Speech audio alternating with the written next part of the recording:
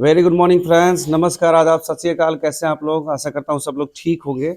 दोस्तों, एक लंबे अंतराल के बाद, एक लंबे टाइम पीरियड के बाद एक आया हूँ जेन्युइन वैकेंसी के साथ में। दोस्तों, एक्चुअली वैकेंसी आती है जाती है, लेकिन जो मैं आपको वीडियो में बताऊँगा आपको पहले से पता होता है। और वही सारी चीज़ें मैं कितने सारे वीडियो में डाल के रखा हूँ, तो आपको ये पता होता है। और आजकल लोग भी थोड़ा ज़्यादा कॉन्शियस है, तो उनको पता है कि कहाँ क्या वैकेंसी है।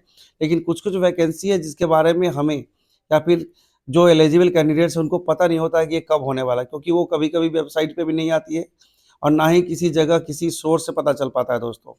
तो ये एक्चुअली वैकेंसी उसी के लिए है दोस्तों।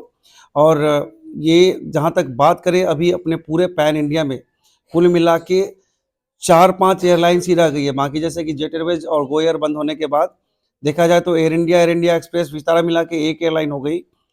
उसके बाद अगर बात करें तो आपको स्पाइसजेट हो गया, उसके बाद अलायंस एयर है और एक इंडिगो है। तो कुल मिला के 4 एयरलाइंस ही देखा जाए तो मुख्य तौर पे अपने देश में रह गई हैं। तो आपको जहाँ भी मतलब अब आपका कॉम्पिटिशन ज़्यादा बड़ा हो जाएगा।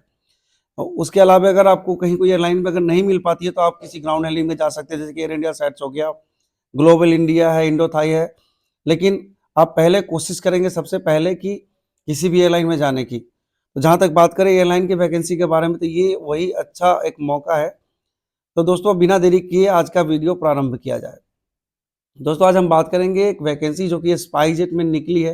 ये वैकेंसी कहीं भी दिख नहीं रही है, ना ही वेबसाइट पे, ना ही किसी सोर्स के थ्रू। लेकिन मैं आपको बता दूं, ये इंटरनल सोर्स से मेरे पास ये वैकेंसी के बारे में पता चला है कि 13 तारीख को इसका वॉक इन ऑर्गेनाइज होने वाला है, वो भी कोलकाता में। ये वैकेंसी निकली है आपको सिक्योरिटी डिपार्टमेंट के लिए दोस्तों, कोलकाता एयरपोर्ट के लिए ही। अब ये सिक्योरिटी डिपार्टमेंट के लिए, फ्रेशर्स के लिए है या फिर एक्सपीरियंस के लिए, मैं बता दूं दोस्तों, ये वैकेंसी फ्रेशर्स और एक्सपीरियंस दोनों के लिए निकला है। जहाँ तक बात करें, फ्रेशर्स वाले को प्रेफरेंस ज़्यादा मिलेगा, क्योंकि उनको इसमें क्लियर मेंशन किया उन्होंने कि ये फ्रेशर्स के लिए ही बहाली होगी ज़्यादातर। अगर एक्सपीरियंस वाले कोई बेसिक अफसर या स्किनर्स वाले पहुँचते हैं तो उनका मतलब ट्रेनिंग कराने का झमेला खत्म रहेगा। लेकिन उनका टारगेट क्या है फ्रेशर्स को लेने का? फ्रेशर्स का वो एक सिक्योरिटी मनी अमाउंट भी ले रहे हैं स्पाइसजेट में। लेकिन पूरा प्रोसेस शुरू करने से पहले मैं बता दूं कि आपको ये वॉक इन इंटरव्यू है 13 तारीख को कैखली के O2 होटल में। ऑक्सीजन होटल जो है आप देख सकते हैं, एकदम हल्दीराम से थोड़ा सा पीछे है दोस्तों, राइट हैंड साइड में। एयरपोर्ट से निकलने के टाइम में आपके राइट हैंड साइड में आएगा। अगर आप हल्दीराम की तरफ से आ रहे हैं तो आपको ये लेफ्ट हैंड साइड में आएगा। तो ये O2 का वेन्यू है। 10 बजे से 12 बजे का टाइमिंग है। क्वालिफिकेशन की जहाँ तक बात करें, इन्होंने ग्रेजुएशन माना है, प्लेन ग्रेजुएशन इन्होंने मांगा है। फ्रेशर्स वाले का उन्होंने प्रेफरेंस देंगे, क्योंकि उसमें क्लियर कट लिखा हुआ है कि आपको एक लमसम अमाउंट का, क्या अमाउंट उन्होंने मेंशन नहीं किया है, और आपका अगर सिलेक्शन हो जाता है तो आपको एक सिक्योरिटी मनी देना होता है। ये सिक्योरिटी मनी आपका जॉब का गारंटी होता है। साथ साथ आपको क्या है कि मतलब आप इस कंपनी को छोड़ के दूसरे जगह की ट्रेनिंग कराने के बाद कहीं नहीं भाग जाओगे। इसलिए आपको एक तरीके से उनका एश्योरिटी रहता है कि आपका 1 साल या 2 साल या लॉकिंग पीरियड रहता है। इस लॉकिंग पीरियड में आप दूसरे एयरलाइन या दूसरे कंपनी में स्विफ्ट नहीं करोगे। तो वैकेंसी हो गई दोस्तों सिक्योरिटी एग्जीक्यूटिव की, सीनियर सिक्योरिटी एग्जीक्यूटिव के लिए। फ्रेशर्स वाले को सिक्योरिटी एग्जीक्यूटिव के लिए, और जहाँ तक एक्सपीरियंस वाले हैं, एक्चुअली ये वैकेंसी फ्रेशर्स के लिए है। अगर एक्सपीरियंस वाले पहुँचते हैं उनको कंसिडरेशन करके रखा जाएगा, क्योंकि ऑलरेडी जो एक्सपीरियंस वाले हैं वो सिक्योरिटी अमाउंट जो है उनका, जो लॉकिंग पीरियड का अमाउंट है, वो देना पसंद नहीं करेंगे। इसलिए उन्होंने ये वैकेंसी खास तौर पे फ्रेशर्स के लिए ही रखा है। तो ये वैकेंसी हो गई आपकी सिक्योरिटी एग्जीक्यूटिव के लिए। ग्रेजुएशन मैंने आपको बता दिया कि क्वालिफिकेशन ग्रेजुएशन मांगा है। एज लिमिटेशन उन्होंने 18 से 27 साल का रखा है, ठीक है। एक्सपीरियंस वाला जो है, अगर सिक्योरिटी मनी देने में इच्छुक है तो वो भी इसके लिए अप्लाई कर सकते हैं। वैकेंसी स्पाइसजेट का है, अगर जिसको कहीं कोई ऑप्शन नहीं मिल रहा है। मैं आपको दोस्तों वीडियो में लाख ही वैकेंसी के बारे में बता रहा हूँ, लेकिन आपको बता दूं कि स्पाइसजेट की स्थिति अभी एविएशन में ठीक नहीं है। एविएशन की स्थिति ही फिलहाल पैन इंडिया में कहीं भी ठीक नहीं है। कहीं भी एयर इंडिया एक्सप्रेस, विस्तारा कहीं भी काम कर रहे हो, एविएशन थोड़ा सा सिक्योर नहीं होता है। जहाँ तक मैं आपको झूठ वूठ का दिलासा नहीं दूंगा, एविएशन का जॉब ही सिक्योर नहीं होता है कहीं भी आप काम करें। लेकिन आप चूंकि ट्रेनिंग वेनिंग कहीं कर रहे हो या फिर एविएशन में जॉब सीख कर रहे हो, कहीं ढूंढ रहे हो, तो आपके लिए एक अच्छा ऑप्शन है। अनटिल एंड अनलेस आपको कहीं कुछ नहीं मिलता है बेटर ऑप्शन, आप यहाँ पे जा सकते हो आसानी से। ये लॉकिंग पीरियड का अमाउंट ज़्यादा 50-60 हज़ार 70 हज़ार रुपये से ज़्यादा नहीं होगा। आप कहीं ट्रेनिंग वेनिंग किसी इंस्टीट्यूट में दोगे, उससे बेटर है कि यहाँ दे के आपको 1 आध 1.5 साल का सैलरी भी मिल जाएगी, प्लस आपका ट्रेनिंग वेनिंग का भी आपको लाइसेंस वगैरह भी मिल जाएगा। तो एक बेटर अपॉर्चुनिटी है आपके लिए, अगर आप चाहो तो। तो स्पाइसजेट का ये वैकेंसी है सिक्योरिटी एग्जीक्यूटिव के लिए, कोलकाता बेस के लिए उन्होंने मांगा है और ये डायरेक्ट मैसेज मुझे एचआर सेक्शन से आया है। ठीक है दोस्तों, तो बिना देरी के हुए 13 तारीख का डेट है इन्होंने। हाँ, एक बात बता दूं दोस्तों, आपको डॉक्यूमेंट में लेके क्या जाना है। टाइमिंग आपका 10 से 12 बजे का है।